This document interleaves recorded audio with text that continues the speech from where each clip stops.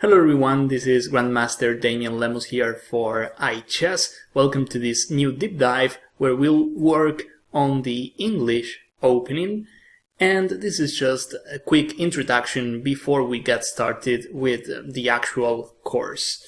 So we know as white we can start the game with e4, we can play d4, knight f3, but trust me, the English opening with c4 is not less effective.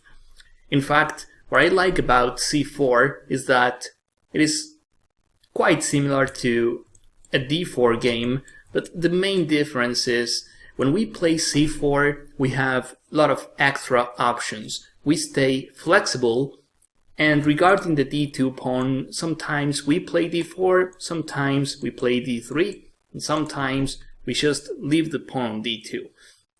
So in this in this deep dive, we'll cover every option black has. For instance, if he wants to play a King's Indian or a Grunfeld, if he wants to play e5, and this is actually a Sicilian with reversed colors, and that means as white we have a Sicilian with an extra tempi for us, and that is an advantage, of course. Black, he can also try transposing into a Queen's Gambit declined with e6 and d5. He can also try transposing into a Slav defense. If we play d4, then he plays d5. He can obviously play c5, and I say obviously because it is reasonable for black to go and play symmetrical chess, and we have a lot of options. I'll just say this heads up, against the symmetrical English and against the King's Indian, we'll play what we call the Wodvynik setup as white, which is doing the fianchetto on the king side, playing e4 and knight g e2. This is a flexible system as white, and the idea is to gain space on both sides of the board. And before we start studying the English, I want to say this deep dive I made, I want to focus on ideas and positional understanding, and I think that is much better than trying to memorize complete variations, because this is a flexible opening for white, and again we want to rely on positions, understanding, instead of memorizing. That is the best approach in any opening or defense you want to study. So with that said, I think we are ready to start with this course, and I'll see you in the chapters. Thank you. Okay, so let's continue working on the English defense, and this time we'll study the symmetrical variation. c4 here, one of the most logical replies black has is c5, and here we have the symmetrical variation. As white we have a lot of ways of developing our pieces, we have a lot of systems. I like doing the fianchetto, and I like playing this move right now. I would like to play bishop g2, knight c3 to place my pawn on e4, and my knight on g1 I want to play knight e2. That is the reason why I'm not playing knight f3 here. And yes, this move, it's been played a million times, you'll find a lot of games, and the move is great. The thing is, this move is not part of our repertoire, and again, I want to play a Wodvynik system, that is knight c3, bishop here, place my pawn on e4, and my knight to e2. And well, this is a great system, and again we rely on position understanding instead of memorizing too much. So this move is our choice, and black usually, if he plays natural moves like knight c6, if he plays the fianchetto, then we won't have many issues getting that position we want to play. But before we study this main line, we have to see what happens if he tries occupying the center and stopping our Botvinnik setup. And he can try doing this. I mean, for instance, he can try d5 here. This is not a great move because we take. Now, well, he has to play queen takes d5. If he wants to play in a gambit mode, then I can even play a move like e4. He cannot take in view of queen a4 check, and he loses a piece. So, I mean, if he plays d5, I take, queen takes, I just play knight f3, and the queen is in a bad spot because I play knight c3 next, I win a tempo, and this is great for white. So, what he can try to avoid our Botvinnik setup is this move knight f6. Here we'll play bishop here, and before we jump into the main line, I mean, which can be this, for instance, knight c3, bishop here, e4, Botvinnik system, can also be knight c6, knight here, this, e4, we have another Botvinnik system. I mean, if he doesn't occupy the center, then we'll get a Botvinnik system sooner or later. But he has two systems to play a different game. One of them is d5. I mean, if he plays d5 right here, we have to take, and then we have a position which reminds me a bit of the reversed Sicilian. And he can also play e6 right here. And after knight f3, d5, and again, it is another sort of position. The Botvinnik system, we cannot play it here. And regarding this move order, I would like to point out that here we play knight f3, and we don't play this move, because then after d5, he has the chance of playing a quick d4, and this knight is not in a great place. I mean, this move is going to be annoying, and if we play d4 ourselves, he takes, queen takes, knight here, then he plays d4, and we have a lot of development issues. So against this move order, we'll just play knight f3, and after d5 we take, he takes, and we play d4.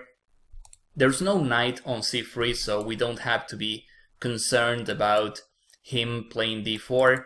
And in this line, which is called the Tarrasch variation, we'll play against black's isolated pawn. This is something that happens from a d4 game, but here black is more or less forcing us to play this. But that's not an issue, because the Tarrasch variation is playable, but it's well known that white has an advantage, and I'll show you some ideas to have a comfortable middle game.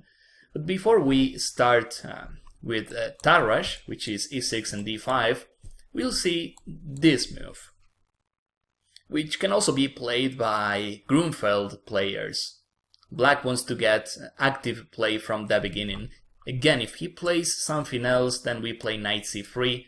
Now d5 is not possible.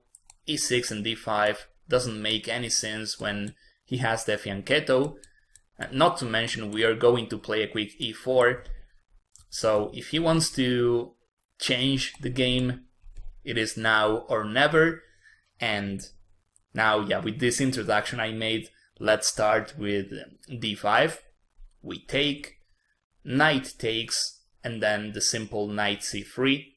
Here black is in a tough spot already, because he has to decide whether to play knight c7 or knight takes c3. And taking on c3, I mean, it's an easy game for us, because we open the b file.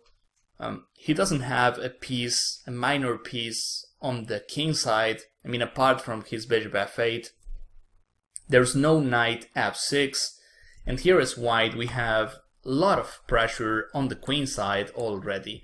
As you can see, he cannot play b6, we have queen a4 coming anytime soon, and another plan I like in this position, depending on what black plays of course, but I'll just show you. Imagine he plays some random move. I like playing this, Well, here we have stronger moves than the ones I'm playing, but I'm just showing a good plan I like is to play with d3. Maybe d4 is powerful as well, but we have a lot of ways of putting pressure on the queen side. Even if he plays a move like rook b8, moves like bishop f4 are powerful. And I mean, black can try playing this, but there's no point in taking on c3, especially when he played c5 already. If he had the pawn on c7, then, well, he can play c6, he can stop our bishop on g2, but here we get a lot of free play on the queen side, and black has basically nothing in return. So this game, you can check it, you'll find the game Sokolov against Siengsen, I don't know how to pronounce that, but yeah, you'll find the game by Sokolov on the database you have together with this course, and white simply got a nice advantage because black couldn't develop his queen side. So the main move is knight c7, and here we have this annoying check with queen a4. You'll see a lot of players in this position playing d3, and the idea is to start putting pressure on black's queen side with bishop b3 and rook c1. Queen b3 is another option.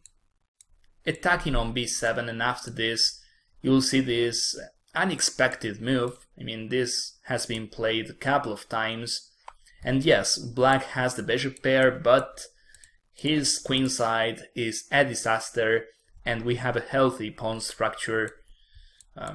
This is another possibility. It is a complicated position where black's bishop pair has to be respected, but again, his pawn structure is a mess.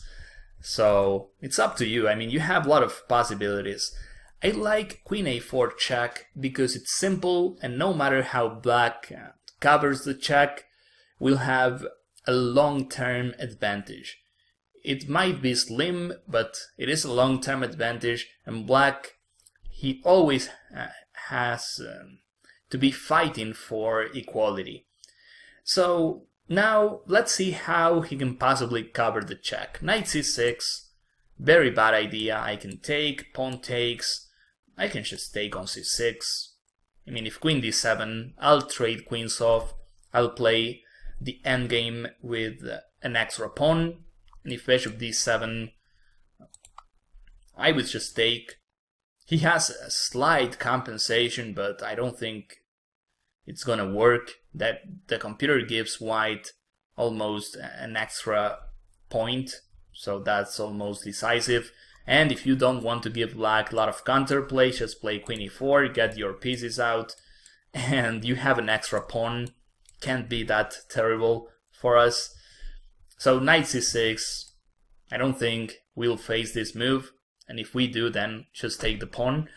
Knight d7 is way too passive. I can play this. He still has a lot of issues moving his queen side pieces. a7 is hanging if he moves the rook. This diagonal is painful. He cannot move his pieces at all. He cannot even play e5 because we win. So maybe he has to play this. But with this low development black has, I can play d4, trying to win a pawn with d takes c5. I guess this is a nightmare for black already. Don't be surprised if the ancients are saying white is winning already, because this is what lack of development looks like. This check, bishop f4, or knight here. Here I don't want to castle kingside yet because I want to like mate him somehow or check him on d1. But yeah, the computer says this move is just winning. And yeah, he lost the right to castle. He has to deal with this diagonal with moves like knight e5, rook d1 check, the other rook goes to c1. Yeah, super tough for black to defend. and we are winning according to the ancients, but imagine for some reason we are not. Well, then black, he has to play accurate moves anyway, so he's likely to make a mistake and make things even easier for us. When I play chess, I try finding positions that are easy to play for me and tough to play for my opponent. And even if that computer says it's equal, I'll go for it. What matters is the practice point of view. So knight d7, uncomfortable for black. I just keep on developing my pieces, and black has a stable advantage. So we can, a conclusion would be that if he covers the check with the knight, he is in a bad position. Bishop d7, well, this move, I can start with queen c4 for instance, and he's losing a pawn because he cannot protect both b7 and c5, but I think queen b3 is even better. Okay, he might have some counterplay if he plays this. I can just take on b7, he has knight here, and here just queen e4, and we are much better. We stop the check, we can continue developing our pieces. Worst case scenario, I can play king f1, and the computer also says white is much better. But queen e4 has a nice trap, because here black probably thinks bishop f5 is winning because it's attacking our queen. If we move the queen, he has knight c2 check, but guess what? We are not losing at all.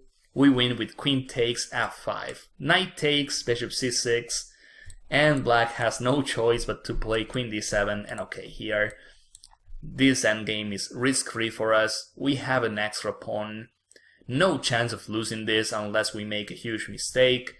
So what a nice trap. I mean, a lot of black players, they probably try playing this thinking they have some compensation, and they probably miss this move. So knight c6, you can check all the analysis, but basically after both king f1 or queen e4, white has a clear advantage. And just before we close this comment, this line, bishop c6 also loses because of this, and he has to play queen d7. This is even worse because here we get the queen back and we also have an extra piece. So yeah. After queen a4 check, we probably realize the only move he has, I mean the best move he has, is queen d7. I think I forgot about the line before, I don't want to forget this. Okay, queen b3, I just said knight c6, and this move is also possible, but then I take, knight takes, and the b7 pawn is hanging, so no compensation for black. Now, yes, we can come back to the main line, which is queen d7, and here I simply like knight f3. This position, again, we are talking about a slim advantage for white, but black has to always fight for equality, and it's not simple. In the game we are following, which is Kachiev against Michalewski, two well-known grandmasters, black took on a4. And we'll see white ended up with a lot of pressure on the queen side. If he decides to play with queens on board, then, as Grandmaster Rivley says in his analysis, I can castle, he can play 5, sure. Now I have both d3 and trying to play in Sicilian mode, something like this, bishop e3, knight e4, or why not another plan you'll find in this position slot is knight d2, knight c4, and then one day I can try playing with f4 as well, trying to blow black's center. Hopefully my bishop also enters the game at some point. This is nice. But here Rivley says playing e3 for white. And I love this concept because black is down in development, and here I can try rook d1 and d4, and if I manage to open that position and black still has a king in the middle, then that is going to be much better for us. Imagine here that computer says black has to play knight e6, and nobody is going to play this move against you because he moved the knight like 3 or 4 times already. He's leaving the d5 square unprotected, and as white worst case scenario, I always have plans. And I mean, that computer insists on playing no development moves, and this has to be wrong. I mean, as white, almost every single piece is out, and black is playing as a computer, which is great for computers, but not that great for humans. So this line, after queen a4, queen d7, knight f3, if for some reason he decides to play with queens on board, that's nice, we castle, and here I like this e3 idea. Or worst case scenario, d3, and we have a lot of plans. So in the game we're following Kachev against Michalewski. Black took on a4, we obviously retake, and now c5 is at risk. Black played knight d7. Knight e6 is possible too, but I think he's wasting too many moves with his knight. And here we have a game by Ivanchuk where he won in 17 moves. So let's take a look. Before he castles, he plays b3. Now we have a huge lead in development. Here, bishop a3. As you can see, c5 is suffering a lot. He cannot use bishop f8 to protect it. And this, I simply play knight e5, and I'm happy with the extra exchange. So black decided to play knight b4. Lovely move by white, king d1. And, well, as the say goes, one mistake is followed by another one.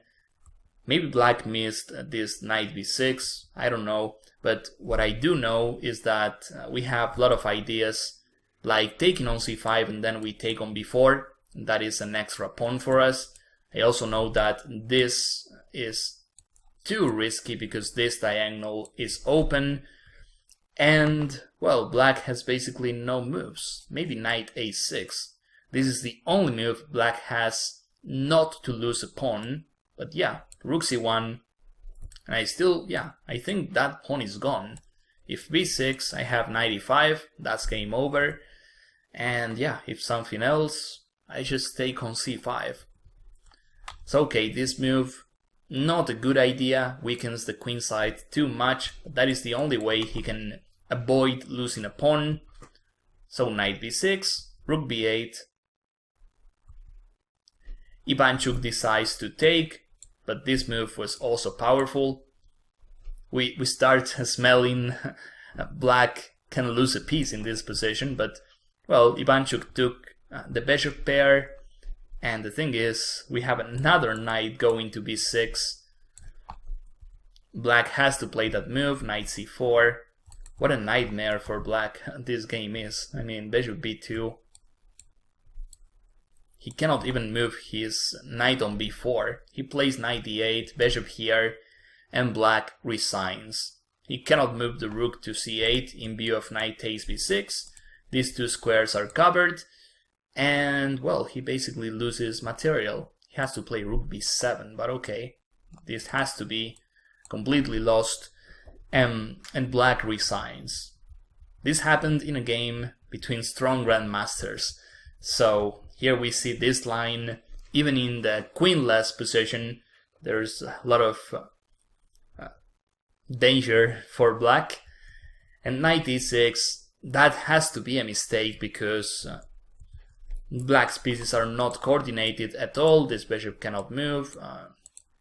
Bishop on c8, as usual, is tied up to a queenside defense.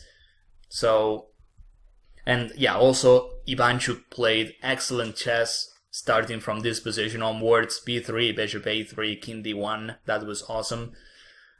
But in this game, black plays knight d7, which looks like an improvement.